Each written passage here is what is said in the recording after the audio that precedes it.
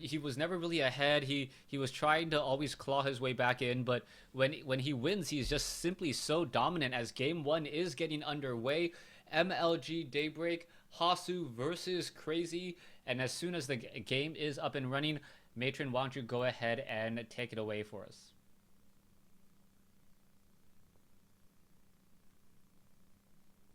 Sure. So as you mentioned, we are on MLG Daybreak here. Again, like I said, a new ladder map. I'm pretty excited about the expanded map pool for the ladder this season. And we're going to start out with vVv's Protoss player Hasu spawning as the green Protoss in the southwest corner of MLG Daybreak. And Underrated Gaming's Crazy going to be in the northeast corner, spawning as the blue Terran player. So why don't you review the map a little bit for players who haven't been laddering too much, or maybe you haven't seen this map in any tournaments? All right, so inside each of the players spawn, or and yeah, at the 1 o'clock and the 7 o'clock locations are the spawning locations. Right outside their bases, you do have the natural expansion. It is on a bit of a high ground there, but there's a lot of area to cover. Outside your front door, you have destructible rocks which can get taken down. And by taking down these rocks, you do make the map a little bit smaller as units don't have to zigzag as much across the map. Also, there is a second entrance into your natural expansion that also leads to your third expansion. This third expansion is on relative low ground, and there is not any true choke point, so units can easily get in there. Zealots, stalkers, a large ground army could easily pressure. Now, it is a nice mirrored map, so both players do have similar setups, and in the center of the map, there's also some destructible debris, so taking down these rocks as well will make the map a bit smaller, and we'll see what's going to happen as the game does progress. There are also two Zelnaga towers, as we see both a barracks and a gateway now warping in from Hasu and Crazy. Yeah, Hasu's sending out a pretty early scout, just wants to make sure his opponent's not going for a command center first or any build like that, which he would have to respond with his own Nexus. So just going to be one Rax at this point, no gas yet for Crazy. So Hasu wants to stay in here with this probe, get all sorts of information early on, because like we said, players can go for early one base play with 2 or 3 racks and a gas. They can try to tech up pretty early and go for Banshee play, something more techy, or they can go for the economy play. And it looks like Crazy going to be going for the economy early on, not showing any gas yet, not showing any additional barracks. And Hasu's going to respond with just his one gateway and cybernetics core. And I imagine he's going to be throwing down a fast expansion himself, and will at least be on 2 bases for both players. Yeah, I think a lot of the times Protoss players need to get that earlier assimilator just because Protoss is much more gas reliant. They need to get the Cybernetics core. They want to start up that warp gate tech. And with that, we may see perhaps some sort of sentry opening coming in from Hasu. Sentry is very, very good at defending choke points with those force fields, and also just making the map seem, or making areas seem a little bit tighter. You're going to see an SEV come in from Crazy. Crazy's taking a look around, and he wants to figure out what is going down. Crazy will come down the ramp, spot the Nexus in just a second here, and both players are going to be going into 2-base play, so I don't expect any action from either of these two armies for, say, the next 3 to 4 minutes.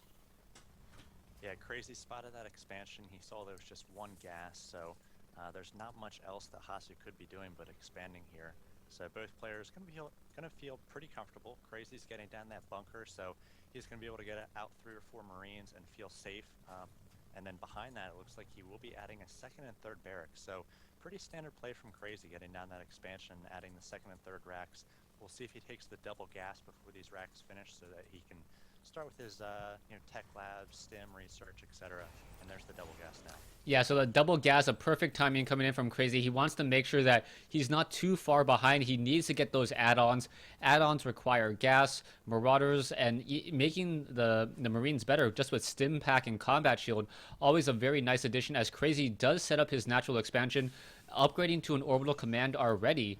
Meanwhile, taking a look inside Hasu's base, Hasu getting in some additional gateways, 3 gateways right now, but no Twilight Council, no real tier 2, 2.5, or tier 3 buildings coming in from him. No Twilight Council, no Stargate, no robotics facility. So I think Hasu is just going to be on the defensive end, perhaps knowing that his opponent is building up a lot of barracks and wanting to make sure that he has his own gateway units to fend it off. Yeah, so he's going to have 3 gates at this point. He does have 2 gas, so we'll see whether he decides to put on a little bit of pressure with these gates once they come up. the Cybernetics core is finished the warp gate tech, so he does have a proxy pylon at the third of Crazy, but Crazy's found that with the Marine.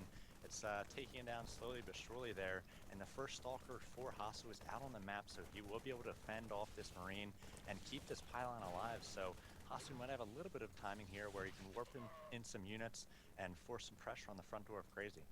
Yeah, right now you're going to see a group of Marines try to clean up that proxy pylon.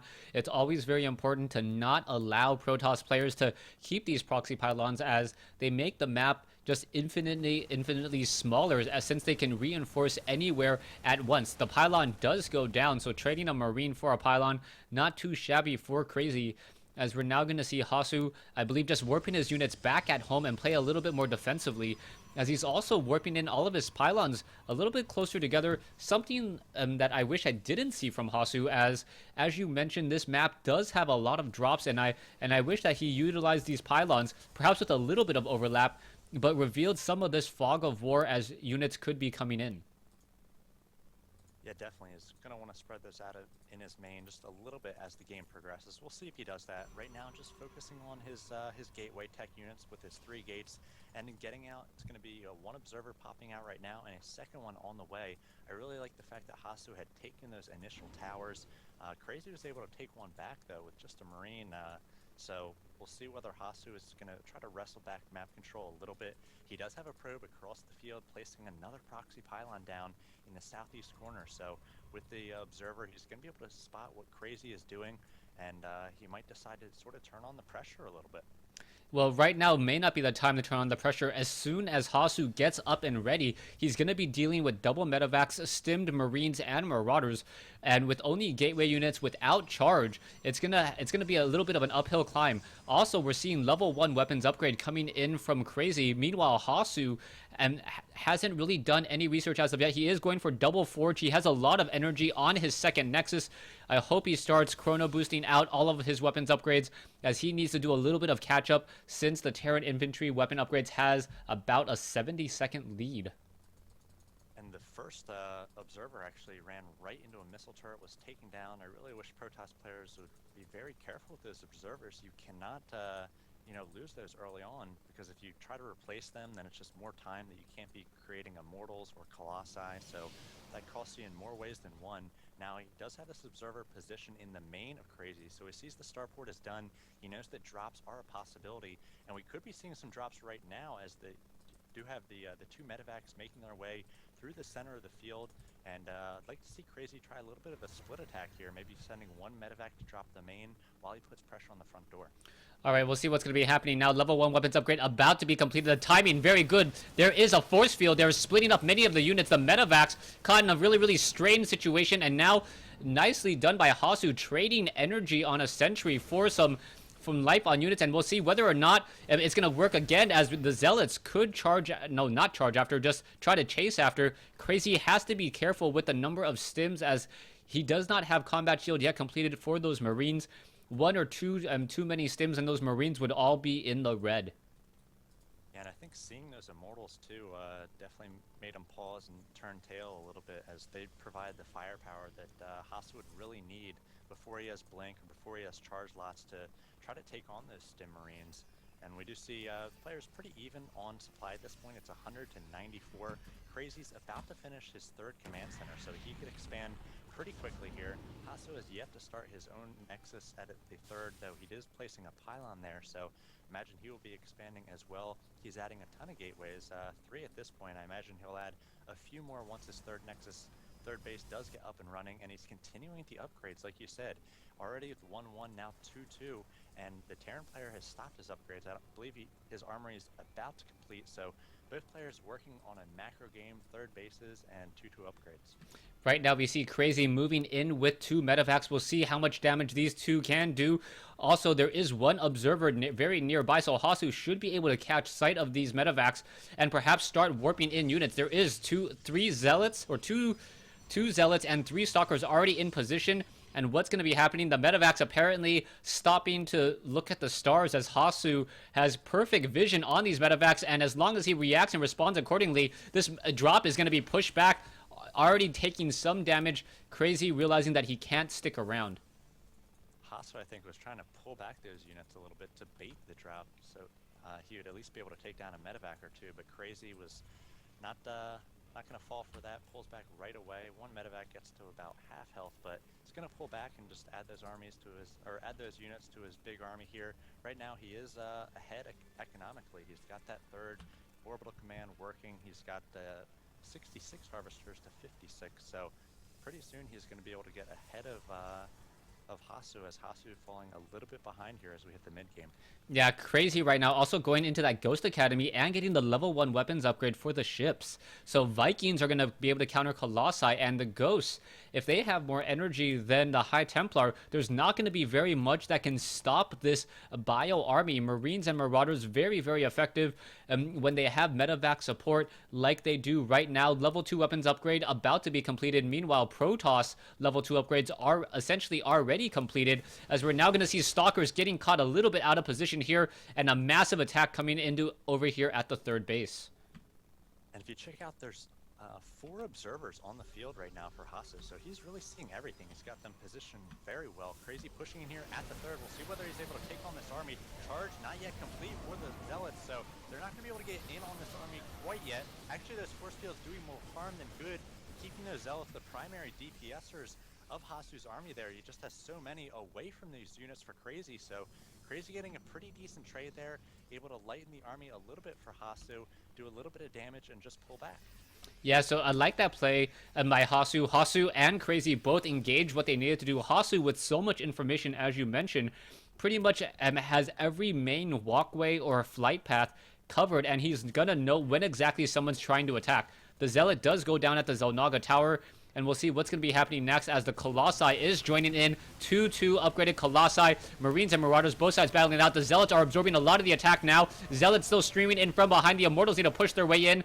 And now Crazy finally realizes that he needs to run away. He did not do that good of a trade there, as more and more units are falling. That charge just finishing now. He really needed that in the last 2 engagements. It looks like we have Zealots working on the third base of Crazy, though. See how many SCVs he was able to kill. He really needed to do some economic damage. It looks like he's killed only 7 SCVs so far, because it's 73 SCVs to 60 probes. So before even that harassment, Crazy was about 20 SCVs ahead of Hasu, still about 13. So Hasu's got a ticking clock here. He's got to do some damage before Crazy just out macros him. All right, we'll see what's going to happen next. There is one Viking in the air, and that's one Viking that's going to have a very, very hard day against that Colossus there, especially with Stalkers blinking over. 2 Vikings already down. The Marines and the Marauders now trying to come in. There's the force field, but is there enough energy on the sentries? One more force field could come down, but it doesn't look like Hasu is going to place it down at all. In a rather strange position there, the Immortals are pushing back, and it looks like the Stalkers blink away to let the Colossi die. The Immortals are going to try to exchange against some Marauders, but with the Medevacs healing, Crazy getting the better of that engagement now, and Crazy also with the better income. We'll see how this turns out. This may be the tipping point unless Hasu is able to deal some true damage either into the production or into the economy of Crazy. Yeah, that was pretty tough for Hasu. Took a lot of losses there. Right now he's just got 3 Colossi, so the big DPSers on the Protoss side, there's not many of them. Looks like now he's coming in with the High Templar. They don't yet have Storm, and it looks like he's going to immediately morph them into Archon. So he's going to have the Archon charge lots pushing ahead, using those Colossi in the back for DPS, but he's just so far behind at this point. Crazy taking his 4th base, but Hasu actually has a Zealot there doing a lot of damage to the SCVs of Crazy, and Crazy trying to get us around, but the Zealot is expertly positioned by this mineral line, racking up the kills already with 10, 11, 12, just chewing through these SCVs, and Crazy really can't afford this. Now 67 probes to 52 SCVs. That Zealot got 15 SCV kills, so that's exactly what Hasu needs to get back into this, but he's trying to establish this 4th while he is behind, and it's going to be really tough for him to take.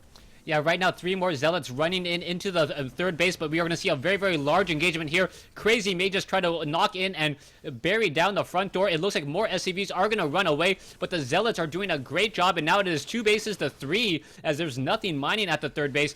And Marauders are now making their way over. SCV is doing a good job holding their position, making sure that to limit the amount of surface area, but the Zealots may just eat through more and more SCVs, as they do have 3-3 upgrades.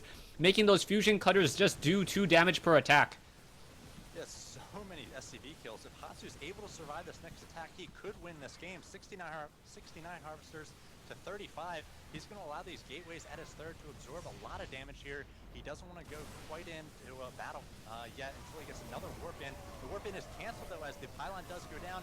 Here come the Archons and the Zealots doing their best to tank some damage. The Vikings on the side trying to focus down these Colossi. 1 Colossi is left.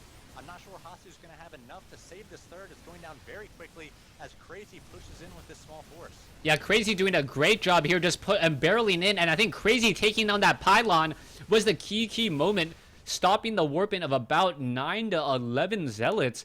Those Zealots would have absorbed a lot more damage, making the Colossi much more deadly, making the Archons more deadly.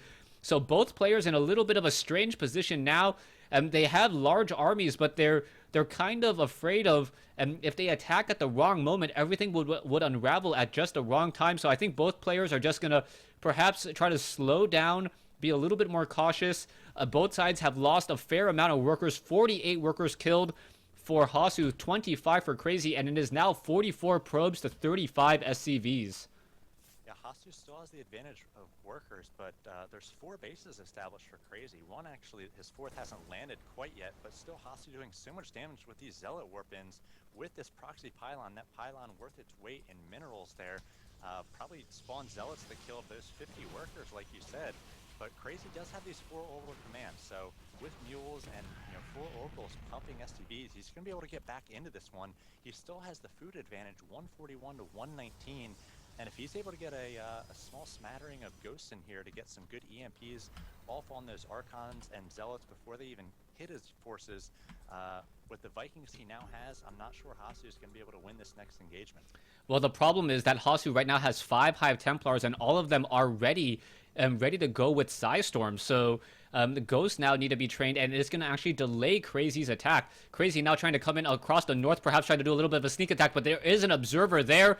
And now what is going to happen? And now Stalkers quickly take down a couple of the medevacs. They get gung-ho feedback across a couple of those as well. Nicely played. And now all of these Marines and the Marauders, where exactly can they go?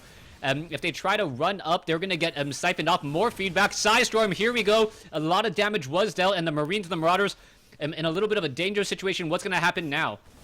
There's 1 Ghost in there. If you can get a good EMP off on these High Templar, it could basically win this next battle. These storms are going to be so huge. Force fields going down, trapping all these units. This is a great position for Hasu. He's got these units between force fields, Colossi, and Zealots. Storms, beautiful storms go down, rip apart the bio, and there's the GG from Crazy. Hasu's done it. He's won game 1. Okay, that was an amazing game. That was back and forth. I was not sure who was going to win that up until the very end. I hope you guys enjoyed that. I was sitting there going, how can Hasu handle this? And then I realized that Hasu almost baited Crazy to come in. If you take a look at the final score, it actually shows Crazy with more resources, more units killed, and more structures, and he lost the game. Yeah, baited in there to that third, got trapped on that ramp. Hasu had force fields on one end, charge lots on the other, and that's a perfect recipe for placing down those good storms. The storms came a little bit late, but by that point they just cleaned up the remaining forces of Crazy. I think Crazy might have GG'd a little bit early there, but he probably would have lost the game in the next push. But a lot of back and forth action for both players.